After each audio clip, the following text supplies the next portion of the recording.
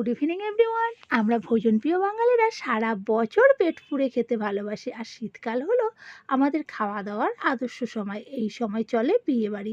শুধু কি বিয়েবাড়ি, আমরাও বাড়িতেও এক এক দিন এক একটা আইটেম কিন্তু রান্না করে খাই।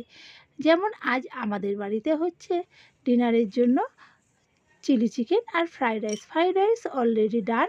আর চিলি চিকেনের জন্য চিকেনটা 30 মিনিট ম্যারিনেট করে আমি ফ্রিজে রেখে দিয়েছিলাম। 30 মিনিট পর বের করে আমি কর্নফ্লাওয়ার আর দুটো ডিম ফাটিয়ে দিয়েছি, আর সঙ্গে গোলমরিচের গুঁড়ো দিয়ে ভালো করে মেখে নিয়েছি। তারপর ওভেনে একটা কড়া বসিয়ে কড়ার তেল গরম হতেই এক এক করে আমি চিকেনগুলো ছেড়ে চিকেন পকোড়াগুলো ছাঁকা তেলে ভেজে নিয়েছি। আর ছুরিটা নিয়েছিলাম পেঁয়াজগুলো কাটবো বলে, বাট বোন এসে বড় বড় করে পেঁয়াজগুলো কেটে দিল। আর ওই চিকেন পকোড়া ভাজার তেলের মধ্যেই পেঁয়াজগুলো ছেড়ে দিয়েছি। পেঁয়াজগুলো লাল হতেই এতে আদা বাটা, জিরে বাটা, ধনের গুঁড়ো, লঙ্কার গুঁড়ো, হলুদ গুঁড়ো আর রসুন বাটা দিয়ে ভালো করে কষিয়ে নিয়েছি। যখন দেখলাম কষা হয়ে গেছে, এর মধ্যে একটু চিলি সস আর সোয়া সস আর ম্যাগি কেচাপ দিয়ে ভালো করে নেড়ে চেড়ে নিয়ে এলাম।